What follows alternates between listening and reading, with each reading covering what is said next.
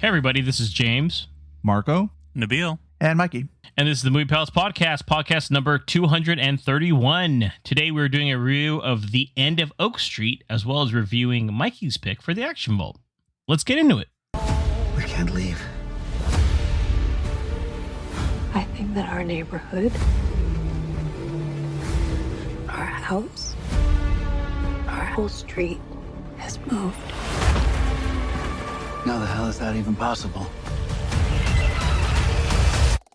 Get out of there! Run! What the hell's going on? Get inside now! I just heard a gunshot! The End of Oak Street. This is currently sitting at a 86% in Rotten Tomatoes with a 74% audience score. The synopsis is, the Platt family bands together to navigate their new surroundings after a cosmic event transports their suburban neighborhood to someplace unknown. This film was directed by David Robert Mitchell, who also did It Follows in 2014, as well as Under the Silver Lake in 2018. The film had a budget of anywhere between $80 and $92 million, somewhere between there, but it's currently sitting with a box office of about $47 million worldwide. This was just released last weekend, August 14th, and is currently sitting in theaters. This film stars Anne Hathaway as Denise Platt, Ewan McGregor as Greg Platt, Maisy Stella as Audrey Platt, Christian Convery as Brian Platt, and Jordan Alexa Davis as Jeanette.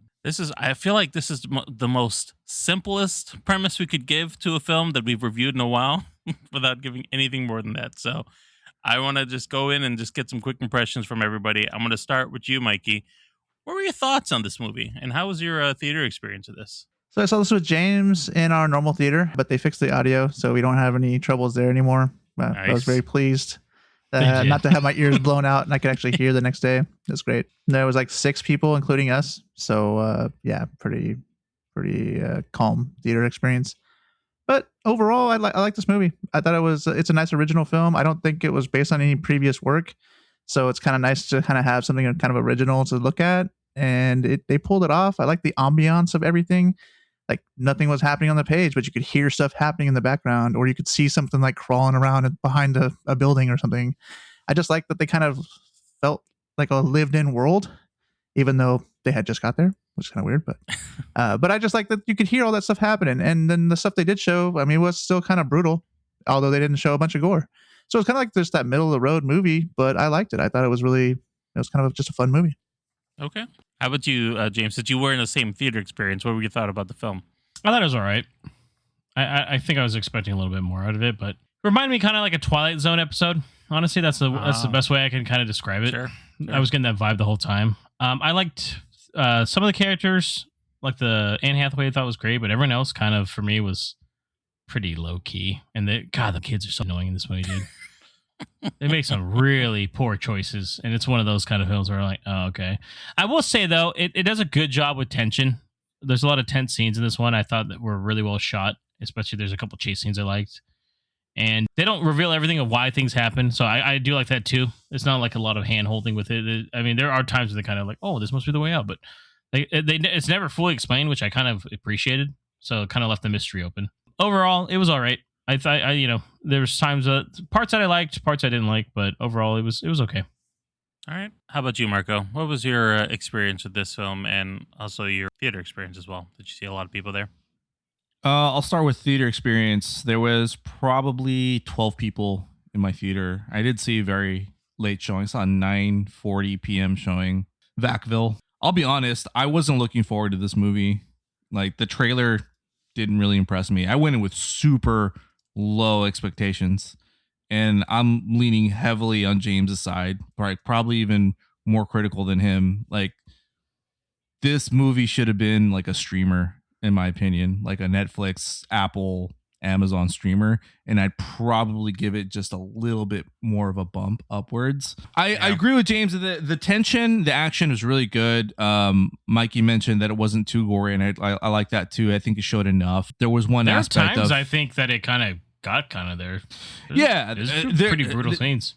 Yeah, there was even one aspect that reminded me kind of like Resident Evil in a way, and I'll talk about that later. But yeah, really, Anne Hathaway holds this movie together. Everyone else kind of just phones it in. Even Ewan McGregor, really, He they do forgot the how best. to do an American accent, is what I've realized. It's been a while, hasn't it? they do the best they can with what they're given, and for a movie that doesn't really explain a lot of the plot, that they've been taken, or they're all of a sudden in a world with dinosaurs. It talks at you a lot. The movie literally, like, there were some scenes where all that was missing was for these characters to just turn and look at the camera and start talking directly to the audience. And I'm like, cool, thanks, thumbs up. I was sitting probably 2 seats away from a couple, and thank God they were on their phones, because I pulled mine out too to kind of. It's the first time in a long time that I looked to see how much time is left. 25 minutes into the movie, I was doing that, and I'm like, I'm in for a long stretch. I was like, dang. I expected more, I guess. This movie wanted to be Super 8, and it wasn't. Where, like, something weird's going on in a town. It's a timepiece era where it's like the 70s or the 80s, and weird shit's going on. The kids act better in that movie as well too, and they're younger. Like, not to compare those two movies, but it's almost like a similar type of theme, science fiction. Yeah. And I was expecting more from this director too, because he did It Follows, and it's a pretty good movie too. And even though I went in with low expectations, I was expecting a lot more. I was like, please prove me wrong, and it ended up proving me right. So it just didn't work for me, man. All right. Well, I'm sure we'll learn more about how you really feel about it soon as we talk about this film. But I was a bit mid with the film. I didn't hate the film. I didn't necessarily think it was a great film, but I didn't think it was a terrible film. I do agree with like what James was saying about the Twilight Zone feel. It kind of almost, to what you were saying, Mark, with the Super 8 thing, it also felt a little bit like E.T.-ish, like an Amblin film. Yeah, like a Steven Spielberg Amblin kind of film. I think it tries, Nabil. Yeah, it's not quite there. Right. It's not Spielberg, right? Or it's not like J.J. Abrams trying to be Spielberg. It's it's got the kind of aesthetic. It's got a little bit of that feel. I will say the acting was good with Anne Hathaway, and like I said, Ewan McGregor acting was fine, but his accent was he should have just been. What is he? Dude, Scottish? he's just selling pizzas. He's just doing pizzas. Come on, baby. Shit. Just trying to figure that, Dude, that voice out. He's just doing a little Uber Eats on the side, baby. It's not a big deal. Come on, shit. Basically. They do give you a lot of the plot. I think to what you're saying, Mark, about them telling you the plot. The first 20 minutes, there basically is the plot of the film. And then when they go into the cosmic aspect of it with the dinosaurs. But you never really know why, though. That's what I like. You don't know why. I like that. I think that's fine. Like, it goes in, you're not really learning anything. They're just there figuring it out. That at least I felt like it. Like, you didn't really know what was going on. Me and Mikey thought it was a fucking librarian lady at one point. I did too. It almost made it seem like she did some weird, wild experiment stuff. I was thinking the same thing. She knew about some of the stuff. Leave those boys alone. I also said, man, for a librarian, she's got a nice ass house. Dude, same thing I said. I was like, I was like, man, different times, right? I will say, my theater was actually pretty full, so I went to 7. Yeah, we get it. You live in a place where cinephiles live. Nabil, fuck, every week, every fucking week now with you. People enjoyed the film. They thought it was fine. I will say, I think the budget for me, like, it's an $80 to $92 million film. I like that it's a mid-budget film, but it could have been $60 million, and that $20 million was on the effects. I think on the and some of the effects did not look great, by the way. Yeah, and some of it didn't look the best. I guess because we're used to 60, it would have been good with it. Would you guys say we're spoiled by like Jurassic Park dinosaurs? That's why. Because now we get to these, and I'm like, man, it looks like shit, kind of. And in the 90s, Jurassic Park still looks good even today. Yeah, that's what I'm saying. I'm talking like, even as a like streamer, the newest I would Jurassic have World more. Was pretty nice. So it's cool. I Like, mean, you guys kind of heard the rumors that this might have started as like a Cloverfield like spinoff again. I heard about that. So. Yeah, I guess that makes sense with it being he produced it, right? J.B. Abrams. Yeah, and the name of the Platts. Apparently, the Platts are like somebody's name is the same thing in one of the movies. I was like, God damn it! Is it a Cloverfield movie or not again? Well, they have those like 4 movies that were like not even anything really Cloverfield related. They still actually had like the Cloverfield tag on it. Like the one where they were stuck in like the Doomsday bunker kind of thing. With, that one definitely. Yeah, and then there was a space one too that. Yeah, didn't feel like anything was even remotely close. It off. Yeah, that's the thing. Remember the monster comes in at the end? I'm like, that's the one from the first movie. Yeah, but it's like so subtly done, and like just basic things are happening. They just like added a scene on the end. It was like, oh hey, it's Cloverfield now. Like they could have done the same thing with this, and I would have felt it. Nabil, would you have forgiven the effects again if it was streamed like on a platform?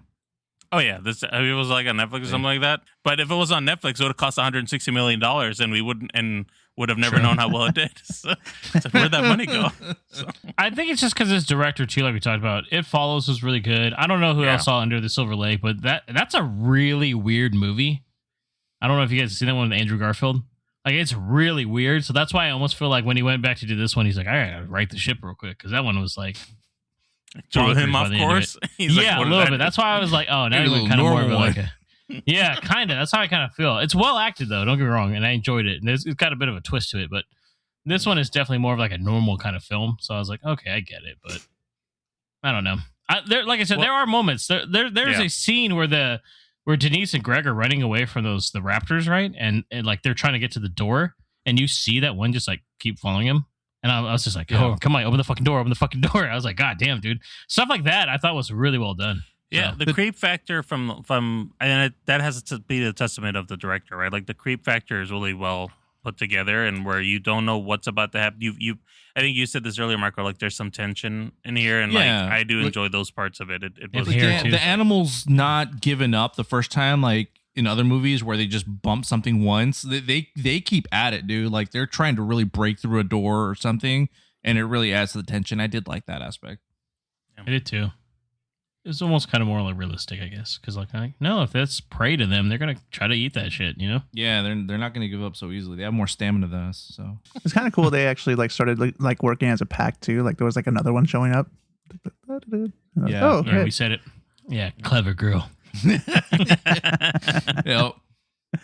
So let's talk a little bit more. We touched on a bit of the story and the vibes, but let's touch a little bit more of what we actually think didn't work, or maybe it did work in this case. I'm going to go to you, Mikey, because we haven't heard too much in your thoughts. What do you think what did you actually enjoy about this film? I think everybody's been kind of talking about it already, like the tension that's built up. I kind of talked about like the world building, or like kind of the stuff going around in the background, what's not fully focused in. Like the camera angle is really cool, I thought, in this one here. They would be showing a conversation and stuff would be happening behind, like in the window or something like that. And you're like, oh shit, that's kind of crazy. And like the sound effects that were happening, you could like hear things happening that you couldn't see. So I think that stuff really worked for me. As far as like what didn't work, I think Marco kind of touched on it earlier. Like they say things that they don't need to say. Like they go through the portal and their like ears pop and they're like, oh my gosh, my ears popped. Like, yeah, you covered your ears. We understand what's happening. You don't have to say it. So it kind of felt like a streaming movie, like he was kind of talking about, because they did vocalize a lot of the things that you didn't really have to vocalize. You know, people, if you're actually watching the movie, should really kind of understand what's happening. So that stuff kind of didn't work for me, but I kind of like the mystery, like James was saying.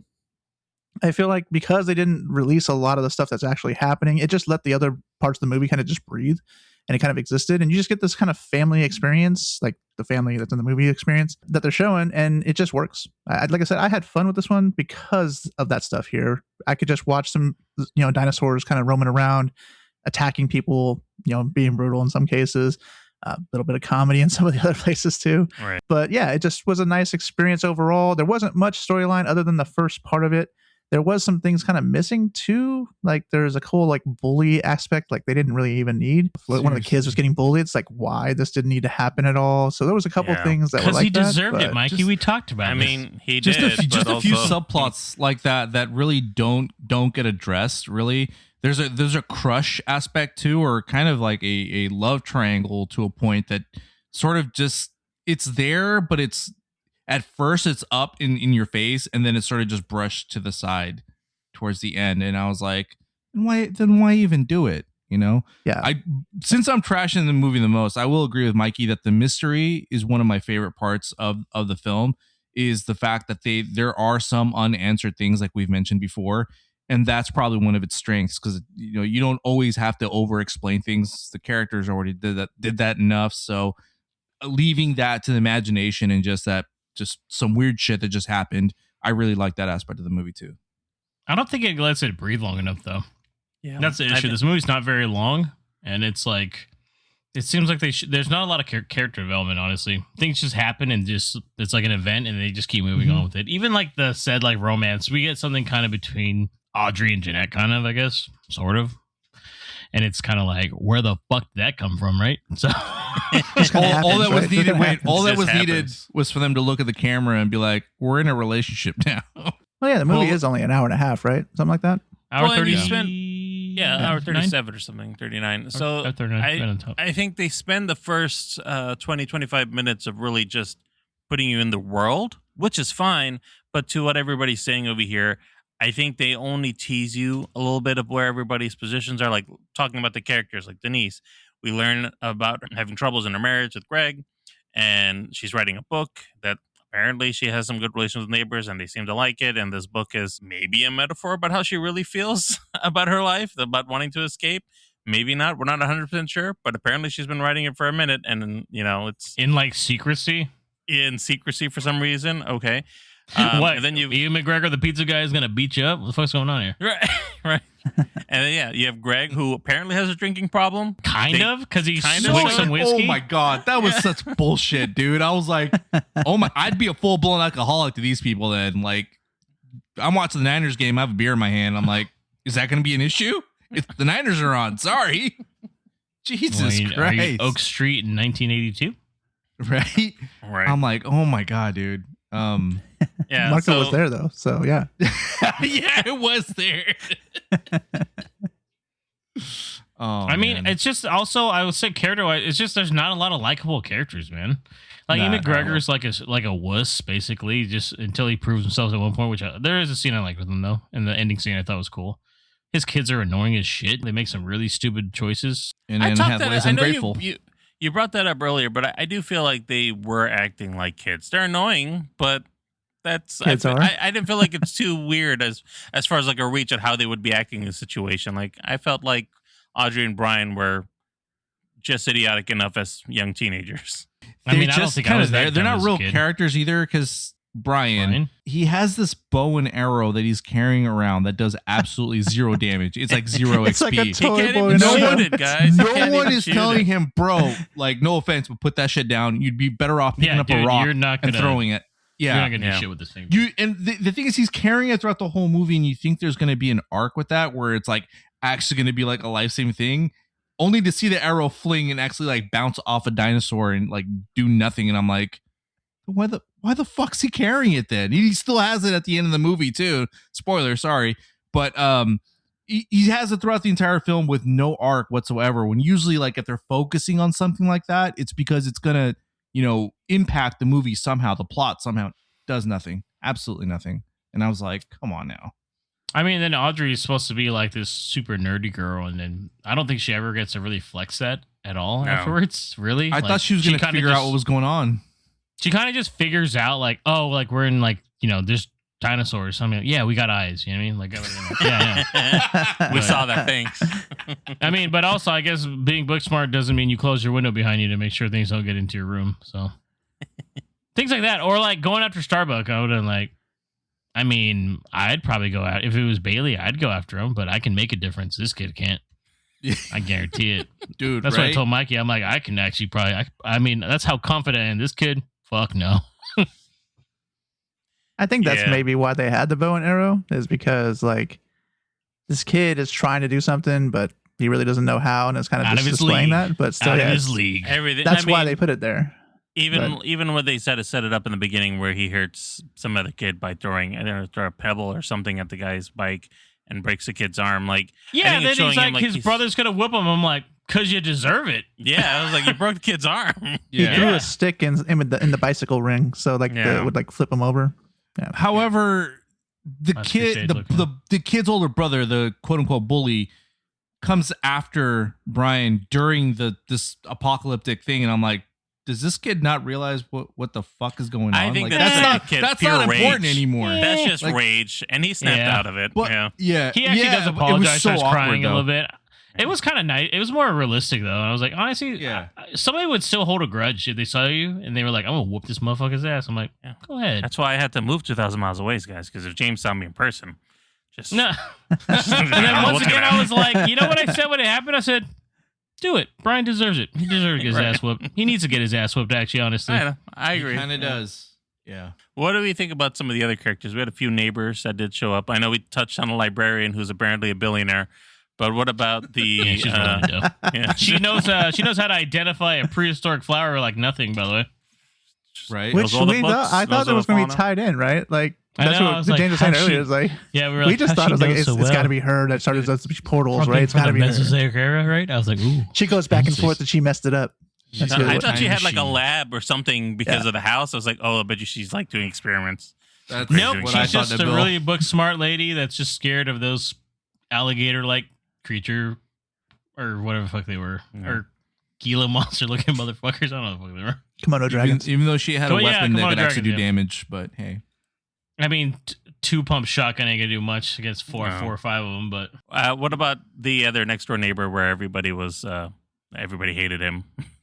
oh, the director from The Boys, yeah, he was Yeah. cool. He kept getting That's what I his- said. I was like, oh shit. Yeah, total asshole, total dick, but and then Greg just bends his will to him to be like, Right. Yes. I mean, clean it like up. he I'm threatened like, to shoot the dog. I'm like, you can't trust that guy, dude. Tried to shoot the dog, and then he offered to clean up the big pile of manure in the back of his yard. I he's was gonna like, help. oh, He's God. gonna help him. He's like, we'll help you. I was We even like, have my son do it. And he's like, what the? No, yeah, you he's won't. like, he's like, No. that's nasty. That's nasty, daddy. And his death is crazy with the fucking people the pterodactyls tearing him apart. I was like, damn. Hey, died like a boss. He's just Yeah, a he bloody was shooting a fucking handgun spot. at him, Yeah. missing every shot. I was like, he dang, was- streaming I think he's Fortnite. drunk. That's why, right, or something. Yeah, I don't know what he was Yeah, trying to probably. accomplish, but he went out with his little pistol. Let's touch a little bit on the the dinosaurs and not the human characters anymore. I know we touched on the CGI, but what did we think anything kind of stood out as far as how they had the feathers? A little bit Yeah, more that's cool. realistic. What did what you guys think about the designs and how they were brought up? I'll go to you, James, since you're the big Jurassic Park fan here. I mean, What did you it's think? cool, but like, do you guys like them when they don't look like with feathers? Where like that 93 kind of Jurassic look? You're like, that's the one I I love like better. that Jurassic World explained it away and made it seem like, oh, it was intentional. And I said, okay, great, then let's not have it Cool. anymore. Then. Don't have to see that again. Cool. Yeah, I don't have to see it again. Even though, like, more than likely they actually did have feathers, at least during certain Yeah. periods of time, probably. Like, especially further on, obviously. But it was cool. It was cool seeing that. I that snake thing or salamander thing was creepy as fuck. That was hella actually long. really good. I really liked like it. that they Dude. didn't show that in the trailers at all. Because I was Yeah. like, what the fuck is that? Like, the first time I saw it, I was like, ooh, creepy. It was in the pool. Yeah. And That then was the later on, it's Resident like Evil part. and it's so fucking quiet. It's just like, and then the scene, Anne Hathaway stabbing is pretty fucking vicious, dude. It was very violent. Yeah. I was like, Kinda- fuck. She's like, kinda get it this stopped. is after like an event just happened, and she's like, not, she's not all there, and she just basically just goes full rage on it. I was like, damn, that's one of the better scenes to me, actually. So, And It was Marco, they interesting, used the too. arrow. Okay. So sorry, I was going to say, Marco, they used the arrow at that scene. they do. He shoots it with It the arrow actually on that works. one, right? Yeah, Only true. time I it guess works. that's the only time it really works. That's the time it I'm works. like, And then because he's okay. about to he's like opening his crazy ass mouth, and he's like, yeah, he's like, hi. Yeah, Hi. that thing was creepy. That was probably my favorite scene of the movie because that was, again, like James said, it wasn't spoiled in the trailer, and it was. I like that's a when the creepy looking Allosaurus snake. too is like creeping up on him when they're Which- talking. How, I by was the way? like- I mean, that's a massive animal. I'm like, He's on his tippy toes. I mean, They do supposedly, ballet. he's Okay, on his they do ballet. talons. They know what He's they're just doing. like, supposedly they're like stalkers. That's why and shit like that. like Well, the no, little no slugs that go situational throughout the awareness. house as well. So and they don't Well- notice that thing going on either. That's true. They're just, I Yeah. gotta do my hair real quick before we go. Oh no, there's a creature that's a salamander snake combo or something in the house. Because see, all right, never mind. Well, I was gonna say it's the inconsistency of some of the animals. I know, James said they're trying to be stealthy, but then, and I know they were running, but there's a stampede scene where they're just like absolutely crushing this car, and I'm like, if they can do that, then their Yeah, weight because they don't should- care though. They're just going crazy. Yeah, no, I'm just saying. What are they even Inconsistency. running Though that from? was I don't a know. really cool Right. scene because That's then what I was wondering. Greg is, trying to actually being protective at that one part, and you're like, oh, he does have it in him, and then the car's just getting crushed. It was pretty intense. I like that scene too. Let's jump into our ratings so we can talk a little bit more about some specific plot points in the spoiler section. So let me start with you, Marco. What did you rate this film, and would you recommend it? I give it 2 stars. Stream it. All right, Mikey, how about you? I give it 3 stars. I enjoyed it. I had fun with it, and I don't think it's worth like an IMAX watch or something like that. But you want to go to a theater, you're interested in it, check it out. If not, you could wait for a streaming, and it'd still be a good watch. How about you, James? I give it 3. I still had fun with it. I don't think it's great, but honestly, I almost feel like it is aimed for like a younger crowd. Like I feel like my nieces and nephews will like love this movie, honestly, and they will think it's like scary because they're not going to be critiquing it as hard. So it's a nice little blockbuster film, and I know like a majority of people I've talked to actually really like the movie. So Yeah. Go figure. But overall, I mean, I wouldn't recommend like rushing out to see it. There's not a lot right now to see in theaters, but if that kind of itches your fancy, then check it out. But I would probably wait. If you've already seen the 2 big ones, just go to this one afterwards. If you're still wanting to see something. I also gave this 3 stars. I kind of agree with everybody here. I think it's worth watching if you've got maybe a tween, 12, 13-year-old. They'd probably have a good time. If you watch it at home, that's fine too. It'd be a good little family film, about the same age group. Anything younger, they might get a little bit spooked by it, but I think it's good to watch with the family. A little different dinosaur theme film. So, all right, we're going to jump into spoilers. If you haven't seen the film yet, of course, we recommend you going out and watching it and then come back, listen to this section where we spoil parts of the plot. But if not, go ahead and forward your podcast a little bit and you can hear what our action-filled film is going to be.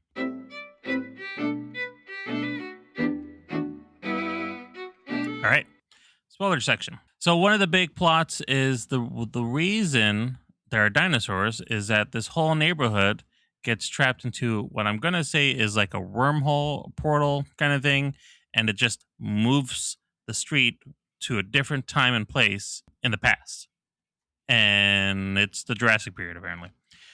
So that's really what's happening here. And what's going on is that all these dinosaurs are coming and invading, obviously, the city or the neighborhood, and nobody knows how to get out of here. But then Greg and Denise seem to find a couple wormholes pop up sporadically around the neighborhood, and they're like, we need to get out by possibly using this, and hopefully we don't die going through it, and it'll take us back home. What did you guys think about the whole cosmic aspect of it? I know they kind of talk about Carl Sagan a little bit, and so I definitely, when I saw that, I was like, okay, we're obviously leaning into something sci-fi-ish here. But Marco, what was your thoughts on the whole cosmic aspect of it? I thought it was hilarious when Brian jumped and it closed and he busted his leg. The whole theater started laughing. As he was counting how long it took to count it to. Dude, he skipped it like 4 times. I'm like, go. I was like, okay, no. Okay, Yeah, dude, I timed it in my head perfectly, and I was like, oh, he went too late. Whoops. And he just eats it. I was dying. That dude definitely pays for his sins for what he did to that kid in this movie. But I thought it was cool. I knew it had to have been something like time travel or multiverse thing is in whatever, something like that, especially because like you said, they mentioned Carl Sagan in there. I thought they were going to do a little bit more connectivity, like there was like some sort of experiment or something that was going on. I know we talked about the librarian. That was like a big theory in my mind too. Or shocker, it was the annoying neighbor the whole time. It was his, like, we never knew what he did. He probably worked for some military place or something, some sort of twist. But then they were just like, no, it's just something weird that happened. I liked that it was left unexplained, even though part of me was craving a little bit more. I'm like, this is something that you do want to talk to us about, but you're not. Okay, so. But I was okay with it. I thought it made it unique. And again, it made me think of Super 8, which I think does it a lot better, but still, it made the movie unique in my opinion. All right. Yeah. James, because you kind of hinted at it earlier, what did you think about Greg's fate? And also, was that your favorite, we'll say, I guess, your favorite kill in that film as well? That was pretty good, actually. Yeah. Yeah, Greg is, he stops the Allosaurus or T-Rex or whatever it is from killing Denise, right? Pretty much. Yeah. And it's his first time basically doing anything where it's like, oh, he actually stepped up, and it's nice. And then he gets just absolutely throttled by it. I'm like, oh, this is what probably would happen. Actually, gets his leg torn off and then eaten alive. And I was like, okay, never mind. That's pretty violent. But I mean, they just kind of stand and stare while it just eats their dad, which is wild. I mean, you'd be that's shocked, my issue, right? Though. I agree with that. Yeah, that is kind of my issue, though. And then afterwards, they're kind of like, we got to keep going. I'm like, yeah, you can let him breathe a little bit here. It's a pretty horrific moment just having her. Yeah, she does kind of lose it on the kids, though, which is a realistic reaction. She does, because Brian's fucking annoying. So Yeah. Yes. though I knew they were bringing him back. I'm like, no, ain't no way this is gonna be a permanent death. They're gonna. I didn't know instantly. I was like, didn't some know time travel myself. or something. maybe I didn't know. With how this movie was going, I'm like, it can go either way. Because I think it was the daughter Audrey that mentioned something about time travel or something. It was either her or Brian, and I was like, oh, time travel. Okay, so Oh, it wasn't Brian. we're gonna have a Back to the Future thing. I guarantee you, not Brian. That kid was smarter than a fucking second grader. Well, I almost thought they were going to leave him dead because they've been having some marital issues, right? They're almost Right. throwing around the D word, and this was kind of a thing like, hey, you don't know what you have until you don't have him, right? So I kind of thought they might just leave him dead Get him, because of Mikey. that. Is it gorgeous. stranger Yeah. that she had enough time to call like 7 people? Yeah, so at the end, when they're able to finally get through a portal, so it's Denise, Audrey, and Brian are able to make it through, and then Jeanette, also too. Jeanette goes too. She's like, Previously, "Sorry guys, yeah. I'm gonna go without you because Yeah, y'all she's take too long." And jumped right through. Take how So- long? Can't right? count, Yeah. so Yeah, can't count. So I'm just gonna go in. So Brian can count to 2 tops. So And so when they go through the portal, they find themselves. I assume a little bit longer because Jeanette was there for a second, but generally speaking, when they get there, they were there 20 minutes before the events actually occurred. And so, to what James was saying, Denise comes up with a plan because they're like, we don't have enough time to warn everybody to get out of there. But they are all just outside of Oak Street, so they won't get impacted by it conveniently. but Denise- we could call our faves though. Yeah, Denise calls all her faves, starting with her husband. So I'm going to actually continue this with Mikey. What were your thoughts on how this actually unfolded with her calling all the neighbors and the husband? And did you feel like it was a good way to wrap this up, or did you any qualms with what occurred? yeah, I mean, like I said, I thought it might be a good message to just leave Greg kind of not there anymore, which sounds kind of harsh, but I think it would have been a nice kind of ending. But I mean, I didn't mind this one here either. I mean, it's kind of nice to have the family back together. Plus, it kind of pulls in like there's 2 Jeanettes at the last final scene. You can see that Jeanette saved herself and her mom, or her parents both. So Right. it's like you kind of see that too. So that actually like raises some questions. Like, okay, there's 2 of her now. Like, how do they deal with that? So they could have like another movie or something come up. So it kind of leaves it there. I didn't mind it. I didn't think it was like super special, and it did a lot, but it worked out with what they tried to do. You almost missed Yeah, I that part agree with though. Mikey. If you don't, Yeah. No, I look almost at it did, too yeah. well. I didn't Yeah. catch that. And you guys saying that there's 2 Jeanettes, I didn't actually realize that there were 2. I missed I don't that. know I if didn't- Mikey I didn't caught it catch- until I brought it up at the theater because I was like, saw both you? of them, and then he's like, "Oh, there was 2 of them," and I was like, "Oh shit, it was the same person." Yeah. I didn't even think Same about person. that. So I see. I was like, oh, she looks just like her mom, and then I was like, huh, interesting. But I didn't catch that either. I 100% agree with Mikey though. As much as I like that they pulled a Back to the Future and Greg was brought back, I would have liked if they left him dead, and have some consequences and some stakes. So is it an endless time loop then? Because this That's what I was obviously thinking. keeps occurring, and so they're always experiencing it. But Or then is it saving not? Greg? Or is it not now? Because now he technically never went in the past, right? So Oh. they left like their other selves there to die. I guess technically, right? Yeah. There's like a lot of things. Like who else No, she called? but- She called the old lady that does her book. So that lady survived. The librarian, her husband, their next door neighbor who's an asshole, and then Jeanette's family. That's the only people that survive, right? Right.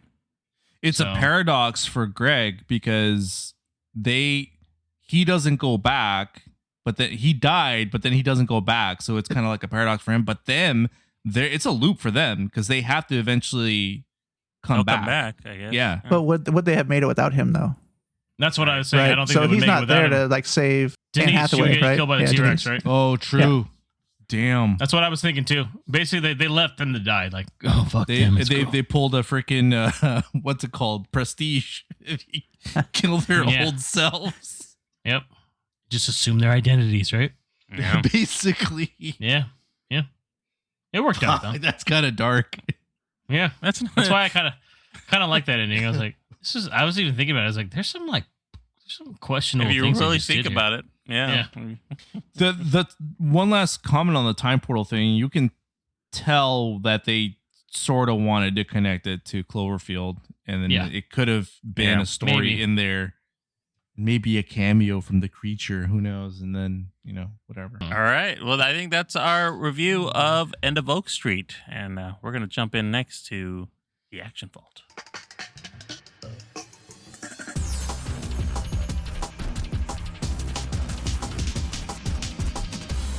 Welcome to the Action Vault. Every week, one host is randomly selected, followed by one of the greatest action stars of the 80s and 90s. For this end of the season, this was their 3 movies are randomly drawn. The chosen host picks one, and once it's chosen and reviewed, it enters the Action Vault forever. Last week was our final host to do for this season. That was Mikey. He drew Sylvester Stallone, and his choices were 1989's Lock Up, 1994's The Specialist, and 1993's Demolition Man. Mikey went a route we did not think he was going to take and chose Lock Up. So this movie is removed from the pool, and The Specialist and Demolition Man go back. So let's go ahead and review Lock Up. You made a mistake! There's no mistake. Welcome to Gateway, Leone. I pay my debt to the state, not to me. But you're going to.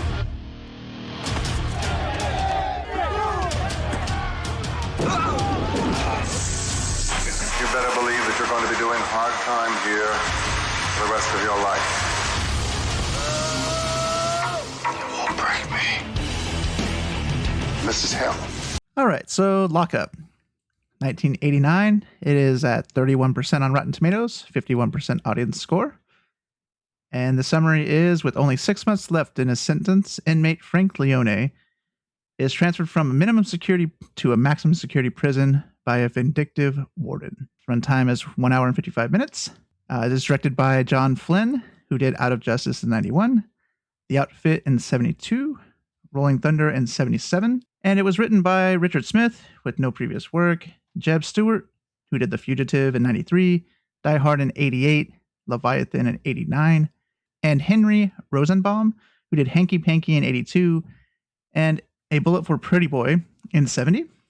It has a budget of $24 million, and box office run came in at $22.1 million.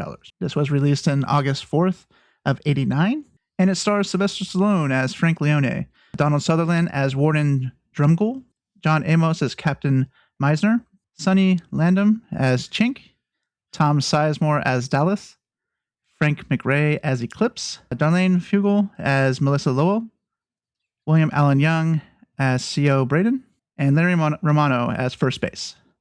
So I'm just going to go around the room here and see how everybody's first impressions were and what they kind of thought about this movie before we went into this. So how'd you guys stand before you watched this movie here? Had you seen it before? Was it your childhood favorite? Which I'm sure all of you, it was a childhood favorite. Have you been meaning to watch it? And what were your expectations going in? And we'll start with James. I'd never heard of this one until I saw it 3 years ago because it came out in 4K. So it was like a kind of near end of COVID, I guess, or something like that. But I saw, that's when I saw it. So I seen this one actually the most recent out of any of them that we've seen. So actually I've seen it. Like I said, I'd never heard of this movie when I was a kid. So this was completely new. I feel like this is kind of one of his more lesser unknown films. So my expectations, I didn't exactly enjoy it the last time around. So I wasn't really looking forward to this at all. Nice. Just to be completely honest, yeah. Oh yeah, hey, that's all you can be, right? It's okay. Yeah, because I read my overview and I was like, yikes. So. How about you, Nabil? What was your expectations going in? And have you seen this one before?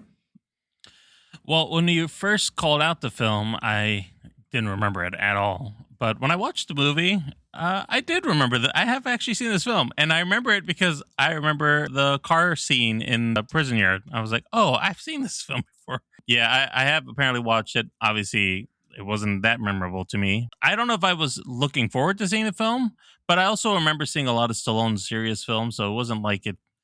I know he can be a decent actor when he wants to be, but also I was having a hard time understanding him in half the film. And then when I put the subtitles on, it was having a hard time understanding him. So it wasn't really catching up with every time he's spoken. I didn't think it was that bad. Fuck. I think he did a pretty good job. Yeah, he did all right. Yeah, it's Stallone. He's just having a little trouble enunciating sometimes. That's okay.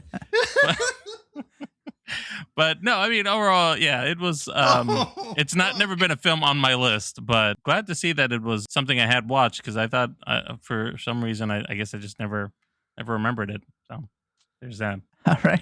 And Marco, whenever you're done laughing, what were your expectations going in? Sorry, I just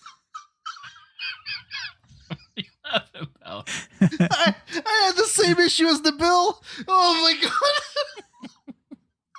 There were some scenes where I'm like, what the fuck is he saying? And then I put the subtitles on. I thought it was just me. I thought it was just on my end, and I was like, they're like 3 or 4 lines behind. Yeah, I'm like, no, it was no joke. The subtitles were not catching up with it. It was behind. It was like behind from what he was speaking. I was like, what the hell's going on? Sorry. So I ended up turning them off, and I'm like, all right, I'm just gonna try to listen very, very close. Yeah. And I switched my soundbar to like dialogue heavy, so I could like really focus on what he was saying.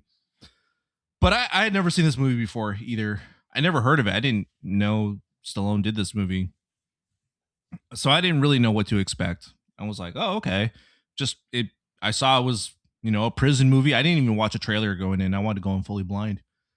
So I was just kind of expecting something like The Long Yard or Shawshank Redemption. And yeah, that's kind of what my expectations were. Didn't expect not to understand every other word from Stallone and subtitles not to work. Well, I guess I honestly did not have any audio issues. Yeah, I didn't have any audio issues either. Yeah, I didn't have a problem understanding him, but I watch a lot of Stallone stuff. It's one of my dad's favorite actors. He just loves everything that he has. So that being said, I also, like Nabil, I thought I had never seen this movie, which is the reason I picked this movie. Is like I didn't think I'd seen it before. So I was like, okay, I'll watch something brand new I've never seen before. And about halfway through the film, I was like, oh, wait, I'm recognizing some of these scenes and I kind of remember what's happening now. So I definitely had seen it in the past, but it had probably been a very long time since I've seen this. So, Right. But it started coming back. So expectations going in, I watched the trailer before I picked it, and it looked like a decent movie. It didn't look too bad, but I didn't have too much expectation going in here. James was already talking about his previous watch, so it kind of affected me a little bit here. Sorry, it was a dark time. Yeah. But yeah, no, I didn't have too much expectations going in. It wasn't too bad here. So we'll swing into our quick impressions here. So what were your thoughts of the movie? I guess we got a little bit already here, but James, you kind of just gave your expectation. You didn't really kind of go into your experience. So quick impressions. What's your thoughts on the movie? My thoughts on the movie. I went and saw this with my parents actually because I was like, this would probably be a good one for them to watch. And honestly, kind of had a blast, guys. Not gonna lie to you again. We had another surefire winner in this one. It was just corny enough that I enjoyed it. It was I got to, you get to see Stallone do a little bit more acting in this one, and not super Macho Man kind of film in a way, but there's moments that I really enjoyed with it, and I really liked a lot of the characters. So honestly, it worked for me, man. It was really entertaining. It wasn't too long. It didn't overstay its welcome, in my opinion. It worked for me. It was, and my parents really liked it too. Yeah, and I know Nabil and Marco, you guys kind of said a little bit already, but did you have anything to add, Nabil? Do you have anything to add with it? I mean, I gotta say, Stallone's freaking jacked. Yes, for a guy that's on a diet, man. I know, I'm on a diet. I was like, God damn, if I was on a diet and I look like that, that guy's jacked. No, I mean, I was surprised at how much I enjoyed this film. To what James was saying, like the acting was good. The story was a good time. It was an interesting character study of what he was going through, and I like Donald Sutherland and his menacing role in there.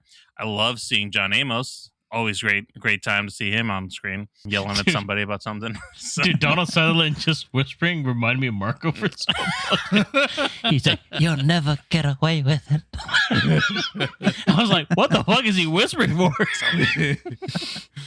Oh man. So yeah, no, I thought it was a good time. So if this podcast had only been this movie, I'd be a very happy camper. This movie was awesome. It was fun. It was like James said, acting was really good. Like Nabil said, Stallone just jacked the whole time. His performance is really good in this. I think this is. Are they trying to hide it? By the way, I feel like they were. I feel like they are. Yeah. Yeah. I think so too. I kept one thing before I don't mean to break into it, but he does some of the most mundane things as like a punishment or something. But he's like, me and my dad were talking about it. I'm like, is he scraping a boiler? Like, what the fuck is he doing right now? Yeah, I didn't understand. I was like, are they doing plumbing? Are these guys doing plumbing? Like, It makes no sense. I'm like, what can they in a steam room for? Yeah. I mean, unless Doesn't make no sense. It's called a movie, guys. They gotta have stuff moving forward. Okay, sorry, Mikey. Fuck. No, some I don't know. Some places still use old school boilers. I don't know if that requires a steam room or not. Yeah, but that's true. 89. It looked like an old prison too, like just not that advanced. Of course, it was 1989, so who knows? True. But yeah, I thought it had interesting characters. It had your classic gang that was picking on the fresh fish on the new guy. And I thought that, I mean, the name, I don't even know if I should even say the name on, I mean, that's his name in the movie. All right. But I'm not going to say it out loud because Sonny Landham's character is I said it already. So Chink. I mean, that's fine. all right. Hey, that's his name in the movie. I'm just going to say it. I thought he played it well. I thought he played like a really good, like menacing guy. He kind of hammed it up a little bit, but I like that aspect voice, too. Man. Oh. I know, right? He's from a lot like of older movies, by the way. I don't know if he used to plays like a Native American. So yeah, and I've really only seen him in Predator. So drastically different characters. One he's more honorable. The other one he's a piece of shit, and I kind of like that. John Amos, like Nabila mentioned, he's always great to watch, and I felt like he had a lot of screen time in this movie too, which was well deserved because he's always fun to watch. Tom Sizemore out of nowhere. Dang. Didn't know he had started doing movies that early, but this was like, 6-7 years before he did Heat and a few other movies. But, I know he had, some issues in his career, but it was good to see a young Tom Sizemore. He was good in this one as well, too. He's really good in it, though. Yeah. Yeah. Like this fast talking kind of guy that's just like gets things for him. He's like the, kind of comedic relief at times, too. He's the Red of the movie. Yeah. Yeah, I really enjoyed this one too. I watched this one with my dad, and I think because he liked it, obviously, the company kind of affects a little bit of how you enjoy it as well. I did enjoy it myself just without him being there, but like just because he enjoyed it a lot and we were talking about the movie, it just made it that much better for me. And I agree with what you guys said. I think the acting is pretty good overall. I like the group of people they got. They're all a little different, but they're coming together for like a solid goal as a team. And then, like, obviously, Sonny's role there, I guess we'll not say his name throughout the rest of this here, is just to be okay with it. But he was a really good villain, along with Donald Sutherland. They just work together as, like, one's just, like, the crafty guy that's kind of just being menacing, and the other one's just, like, the physical being that's kind of in his face a little bit. So I like how they had the kind of the two together. It kind of just came as, like, a full-on assault and stuff. So... And they do some really messed up things throughout the movie. It would definitely, get to most people. So I thought they played that part well as well. It's the muscles that protect him. You can't be protected without being that jacked. That's the only way to survive that. I mean, they see the most jacked guy. They're like, let's fuck with him. Right. He's like, man, that's how you establish dominance. That's why you call you Eclipse. You blog in the sun, man, every time.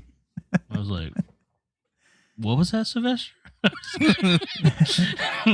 Hey, the subtitle sure as hell didn't know what he was saying. No, like, I'm joking, but like I legit I had no issues with audio. So yeah. Well, let's move into a little bit of plot here. As the summary said here, he gets moved from a minimum security prison where he has like furlough days. He's like checking out his family every once in a while, and they're like just not allowing it. And then he gets moved over to this maximum security prison where basically he can't do anything unless someone tells him he can do it.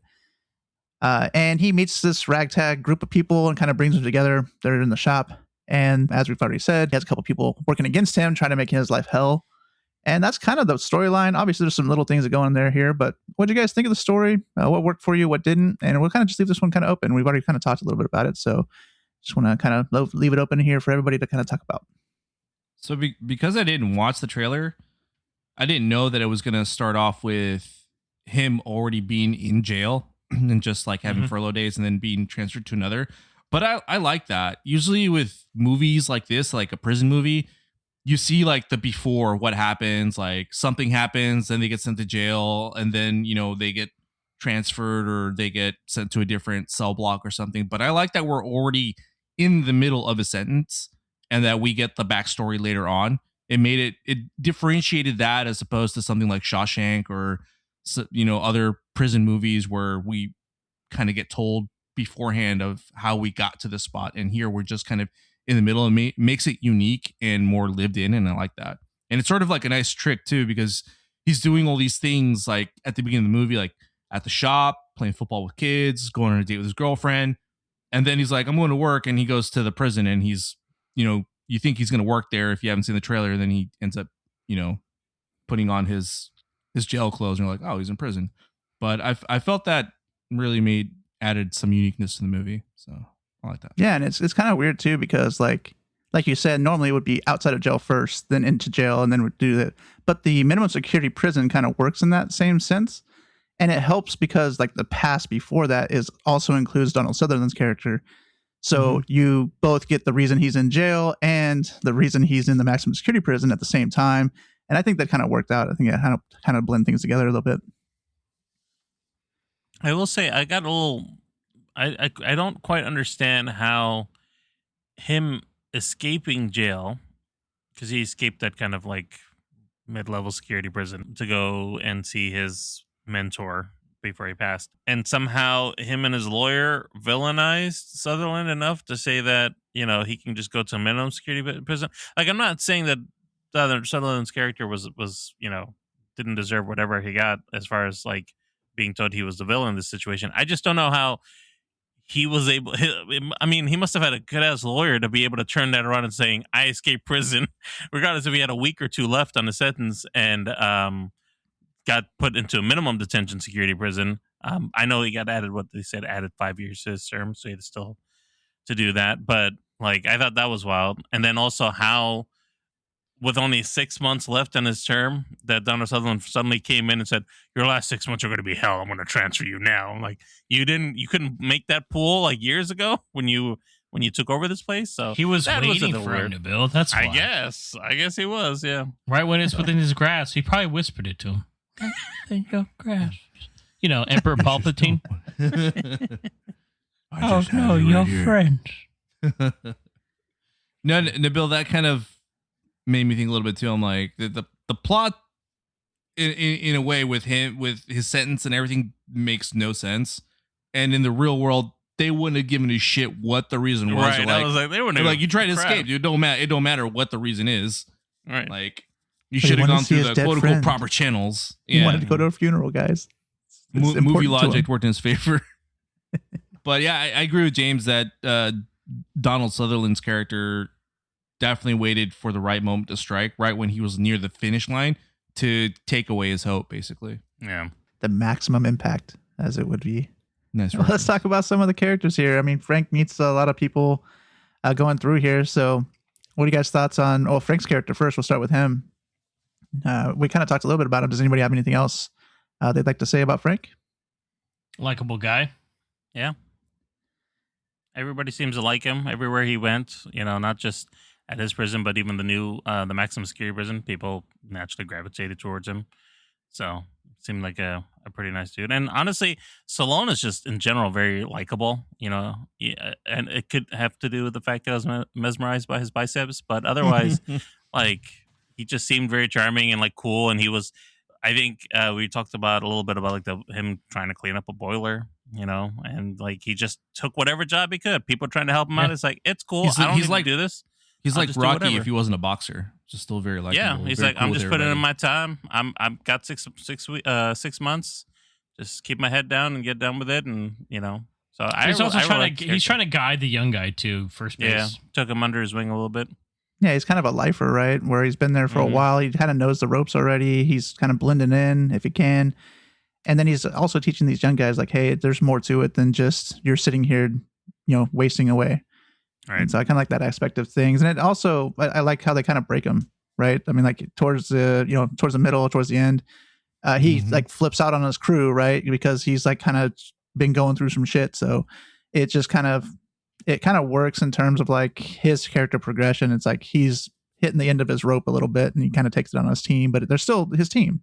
At least that's what I like to play. I mean, he's in that solitary confinement for quite some time. They're waking him up every hour too. I was like, this shit's rough. Gotta break you like that. And but despite him going through all that, he's still, like James said, putting first base under his wing, teaching him how to be like a better person and not be so immature and, think outside the box as well too. Even though the guy kind of, fails a little bit during the movie, but I'm never gonna hear it run again, though, Frank. So screws everything up for everyone. Shut it off now. And then they get mad at Frank. I'm like, guys, he didn't cause any of this trouble. I mean, maybe a little bit, but not to that extent. Yeah, I mean, he let us start it up, I guess, theoretically, but they're just trying to find any excuse. They were gonna blame it on first base, and then the warden Drumgoole says no, it was all Frank. No, that I got. I just meant in the sense that all his friends were like kind of upset with him too, and I'm like, why? Like he didn't do nothing. That's true. Yeah. I didn't think you were coming back. Right. I think I was 6 weeks in the hole, guys. Guys, I'm here for fucking 6 more months. Relax. Goddamn. Has anybody got anything else about characters? I know we kind of brought up some of the crew earlier here. We didn't talk much about some of the other, like the warden's lackeys, I guess. I'll talk about the different ranks underneath him, I guess. Seal Braden. Yeah. That dude, he was such a piece of shit. And when he ruined the conjugal visit, was hecka messed up. Because he was like, the warden is going to give you 30 minutes. And then literally like a minute or two after, it's like, it's over, right when they're in the middle of action. And it's like, dude, that's so messed up, man. Hella messed up. I thought that was funny. I was like, good for you to get one on him like that. He's like, now I'm stuck in this bed and I have a heart on. Well, actually, guys, C.O. Braden's the black dude that's really nice. So, yeah, he's a nice guy. Yeah, so he's not the big fat black white guy. Oh, okay, yeah, okay. I mixed that up. Yeah. Sorry, he's the guy that has like a change of heart. Like, hey, maybe this is kind of fucked up, guys. He's the one that works with Meissner. That's right. Yeah. No, I was talking about the one that Meissner calls the fat fuck, basically that guy. Yeah, that guy. Yeah, he's the piece of shit. Yeah. All right, let's talk a little bit about the action then. Well, let's just leave it open here. What was your favorite action scene? There was a couple different ones in this one. They had the football scene. That the car was kind of a little actiony. They had some fights throughout the thing. So there's a lot of different types of action in this one. So maybe a little different types of actions than what we've been seeing with the previous movies, but still action. So I thought it was enough to call this an action movie. But what's your guys' favorite scenes, action-related scenes? I enjoyed the football scene.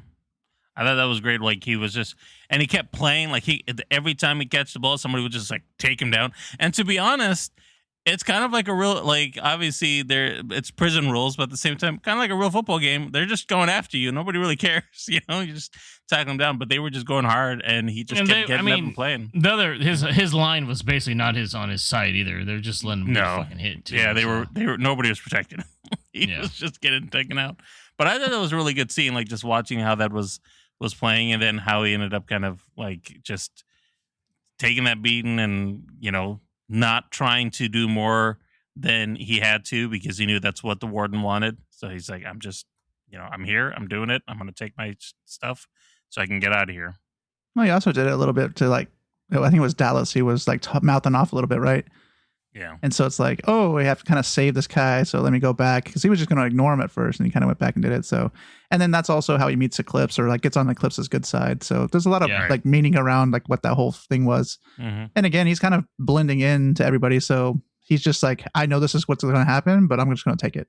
So it just kind of builds his character a little bit too. I liked it. It just stands up to Sonny Landham's character in the process. Yeah. So, which I mean, good fight scene with him and Sonny Landham's character. That's cool. When he gets a revenge for first base and he just turns into Rambo. Oh, yeah, he does. He grabs that little weight, right? And he's like punching him with it. Bro, he's beating the shit out of him. He wraps up a weight in a fucking shirt or a fucking sweater or something like that. And some asshole still shivs him in the back. I was like, Jesus. My favorite scene, it's not really an action scene. It's sort of like a taunting scene. It's when Sonny Landham's character walks up to him, is like, hey, you like my new belt buckle? yeah, I like it too. It reminds me of you. And I was like, James has done that to me before. I'm just kidding. Oh, it's just yours. But it was hilarious just the way he did it, and Sonny Landham played it out so well. He plays a douchebag so well in this movie. Yeah. All right, well, let's move on a little bit here. I know there's not really that many effects in this one here, but what about the look of the whole film? Did you see any effects that may have been, or was not very good, anything like that? What do you guys think about the look? I mean, the look is pretty 80s, so as far as the film's concerned, it looks a little gritty. I think that's just era appropriate. I will say one, as far as effects is concerned, there's a scene near the end where essentially all the guards are coming up and throwing them in this area, and like that fight scene, and then when they're in the water and the battle they're doing over there, and then Sizemore trying to electrocute Manly, like the way that was staged and how the fight took place, because I mean that's just Stallone kicking like 7 or 8 guys' butts all at once. It is, and yeah. we never seen him really do anything like that in this film to that extent. Like he's just taking them all one by one in full gear. Not in this film, I would say. Not in this film, yeah, in this film. And he does get overpowered though, technically. He does. One, so yeah. So like I like how that from an special effects perspective, like how that whole fight scene was staged and all the little things they put together with the environment. That was really well produced. Yeah, I agree. All right. Well, where does this rank in Stallone's career? Like, where do you guys rank it? Is it high, low, medium? What do you guys think? It kind of sits really below like mid and high. It's like a high mid, dude. It's definitely underrated. Again, it was my first watch and I really enjoyed it. It's something I would probably definitely watch again. With my brother. I didn't even watch this one probably with Zan. He likes Sylvester Stallone too, and he'd probably enjoy watching more of his films too. But yeah, it's up there, man. It's a good film. It's not super action packed. The action that it does have is really good. Like the fight scenes are good, like we talked about. As far as performance wise and execution, I think it does it well. And it's also I don't know why, but every time he was screaming or yelling, I kind of chuckled a little. That's like his signature thing, though, right? Yeah. Yeah. That's where John Bernthal got it from, right? Apparently. I was like, there it is. Great. Yeah, I'd agree. I think that, seeing him act in this film, it reminded me of why like Rocky was so popular. Like obviously it's been going on for a while and there's a lot of good reasons for this film, for Rocky to be, as great as it is. But like, it just reminded me of his dramatic acting side of it. Like he does good as the underdog, even though he's jacked, and we've seen him in plenty of machismo films where he's just kicking butt and with nothing. I know James saw Cobra not too long ago, and just like I don't know what's going on over here, but apparently he can just on him right now. Yeah, just got that toothpick and glasses on. That's all he needs. But like seeing him in a film like this, where he's just being a dramatic actor, and yes, there's some action to it, but you really like the character, you like him. It's hard to understand him, but that's just Stallone because of years of whatever he was doing in his life. But otherwise, like I think this is an underrated performance. Like it is definitely mid tier from the rest of his films, but it does showcase like he's a good dramatic actor. If you give him the right role and the right character, you can like him and like really be sold with who he's like playing. the lovable, like everyday kind of everyday kind of guy here. Like, oh, he's just in it because he did it out of passion, like. Mm-hmm.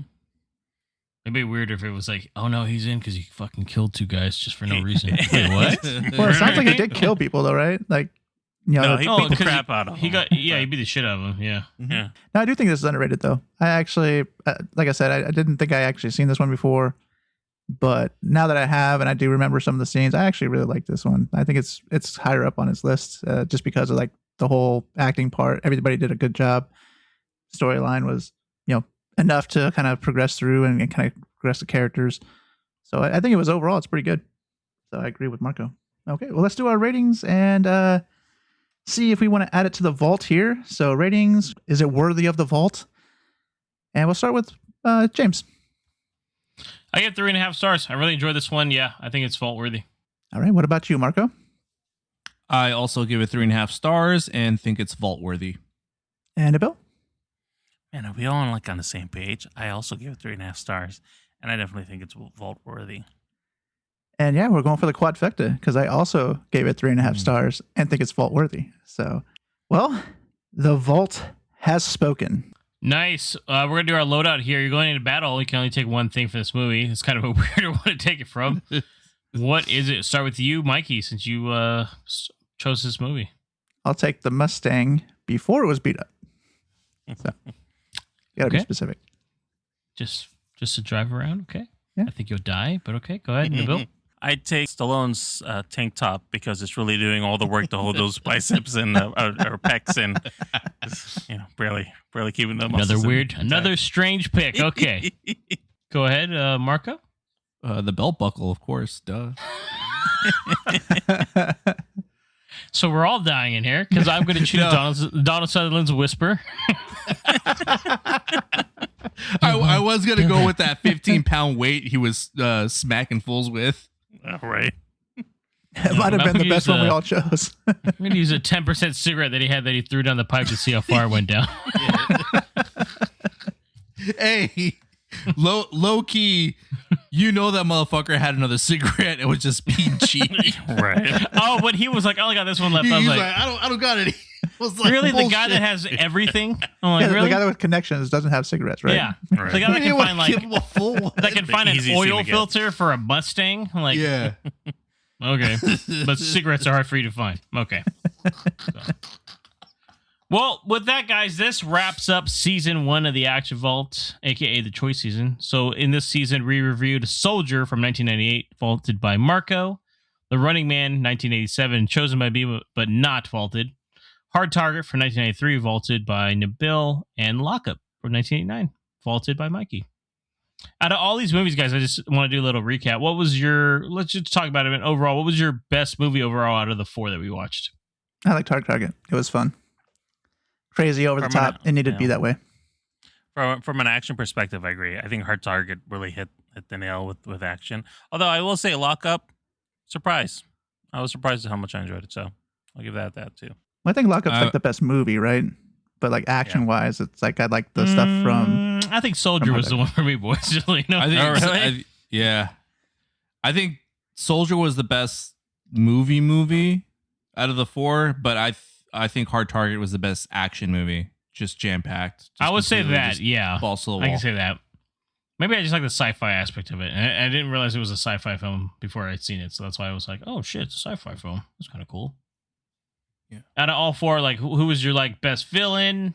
Anybody stand out to you guys? I mean, I guess it's got to be a Hard Target again for me. You know? Yeah. Yeah, Hard Target for me, too. Same. Hard Target, Same. hands down. Yeah. Lance Henderson's was just fucking crazy. He's iconic in that voice. And again, he had that mammoth pistol, man. Yeah. Yeah. All right. So overall, which host had the best pick, you think? Mine, not me, by the way. I'd say mine was the worst. I liked yours, dude. Honestly, I know you didn't like it, but All 3 of us didn't like it outside of you. I mean, That's it why I was- didn't make it. Yeah, it was my biggest disappointment. no, was I expecting was the more only from one that Running liked Man, it. Remember? I know. You guys That's why I didn't. said I was- you're the yeah. only one that liked it. That's why I said us 3 didn't like it, though. Okay. That's I thought why Nabil it didn't make thought it too into much. the vault. I thought Nabil liked it a little I bit think it was Nabil for me. Because, I mean, I just like the action the best out of that He one. had like the best choices, I think, out of the 3. So yeah, it was I mean, kind of like, Jean-Claude fuck, Van man. Damme. Come on, guys. Yeah. Yeah, I'm And not I giving was credit to Nabil. I'm just giving we credit to the damn movie. near did a JCVD like straight up fucking like section at one point. It was discussed. So this was not. I was like, all right, you know. And there's many He chose more to the one come. with the still. mullet, so Not Yeah. picking my own, I will say I really actually kind of like Mikey's pick because again I was surprised how much I. This was the other definitely pick. Lockup to me was and that maybe Soldier too because I didn't think, but Lockup definitely most surprising because I liked it a lot better this time than when I saw it 3 years ago. Yeah, it's a different Shade of side Mud. of Stallone we haven't really seen except for like Yeah. when he does like Rocky movies. But Yeah, that's what it's almost akin to that, right? Like, yeah, especially kind of like his speech from Rocky Balboa. He's like, you got to pick yourself up. It's like there's something kind of similar that's here. Not as strong, obviously, but it's showing little like remnants of like, oh, this is gonna, you know, it's that keep kind going on this. brute, you know, that can throw down, but he's like super nice. Just don't piss him off. Yeah, He's a gentle giant. yeah. Yeah. Don't kill his friends, right? Exactly. Don't betray him. Don't betray him.